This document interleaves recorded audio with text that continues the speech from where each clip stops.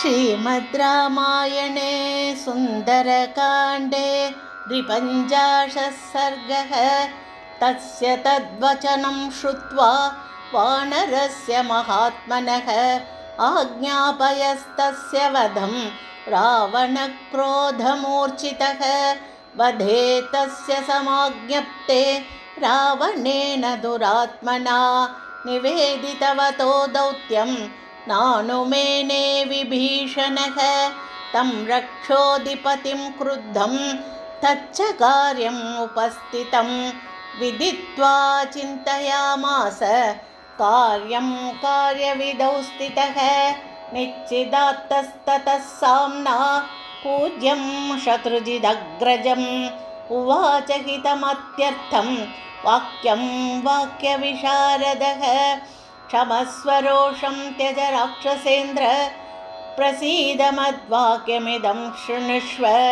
वधं न कुर्वन्ति परावरज्ञा दूतस्य सन्धो वसुधाधिपेन्द्राः। राजधर्मविरुद्धं च लोकवृत्तेश्च गर्हितं तव च सदृशं वीर कपेरस्य प्रमापनं। धर्मज्ञश्च कृतज्ञश्च राजधर्मविशारदः परावरज्ञो भूतानां त्वमेव परमार्थवित्। गृह्यन्ते यदि रोषेण त्वादृशोऽपि विपश्चितः ततः शास्त्रविपश्चित्वं शमयेव हि केवलं। तस्मात् प्रसीद शत्रुघ्न राक्षसेन्द्र दुरासद। युक्तायुक्तं विनिश्चित्य दूते दण्डो विधीयताम्। विभीषणवचः श्रुत्वा रावणो राक्षसेश्वरः रोषेण महताविष्टो वाक्यम् उत्तरमब्रवीत्। न पापानां वधे पापं विद्यते शत्रुसूदन।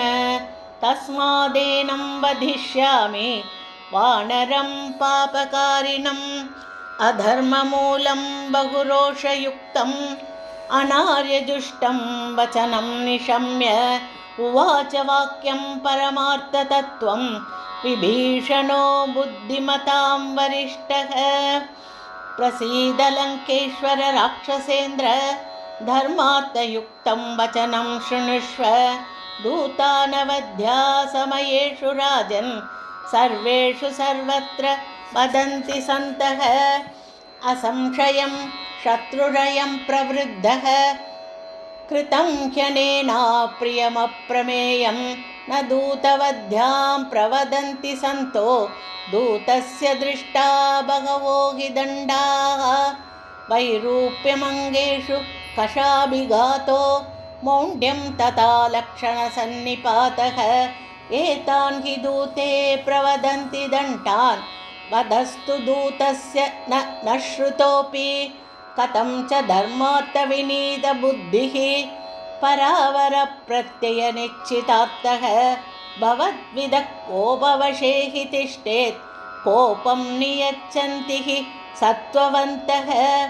न धर्मवादे न च लोकवृत्ते न शास्त्रबुद्धिग्रहणेषु चापि विद्येत कच्चित्तव वीरतुल्यः। त्वं ह्युत्तमः सर्वसुरासुराणां शूरेण वीरेण निशाचरेन्द्र। सुरासुराणामपि दुर्जयेन त्वया प्रगल्भासुरदैत्यसङ्घा जिताश्च युद्धेष्व सकृन्नरेन्द्राः। इत्थं विधस्य अमरदैत्यशत्रोः शूरस्य वीरस्य नवाजितस्य कुर्वन्ति मूढा मनसो व्यलीकं। प्राणैर्वियुक्ता ननु ये पुराते न चाप्यस्य कपेर्घाते कञ्चित् पश्याम्यहं गुणं। तेष्वयं पात्यतां दण्डो यैरयं प्रेषितः कपिः।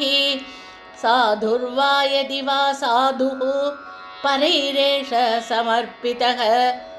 ब्रुवन् परार्थं परवान् न धूतो वधमर्हति।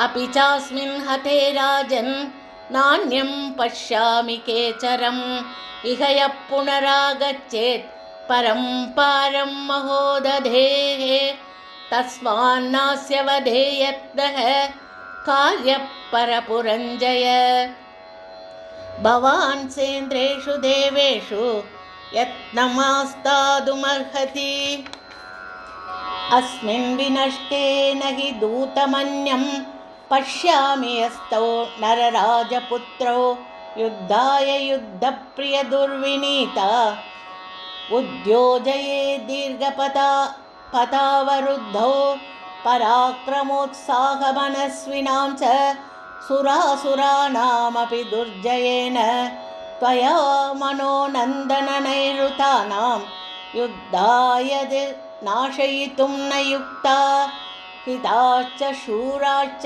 समाहिताश्च कुलेषु जाताश्च महागुणेषु मनस्विनः शस्त्रभृतां वरिष्ठाः कोट्यक्रतस्ते सुहृदाश्च योधाः तदेकदेशेन बलस्य तावत् केचित्तवादेशकृतोऽभियान्तु तौ राजपुत्रौ विनिगृह्य मूढौ परेषु ते भावयितुं प्रभावं निशाचराणामधिभोनुजस्य विभीषणस्य उत्तमवाक्यमिष्टं जग्राहबुद्ध्यासुरलोकशत्रुः महाबलो राक्षसराजमुख्यः क्रोधं च जातं हृदये निरुद्य विभीषणोक्तं वचनं सुपूज्य उवाच रक्षोऽधिपतिर्महात्मा विभीषणं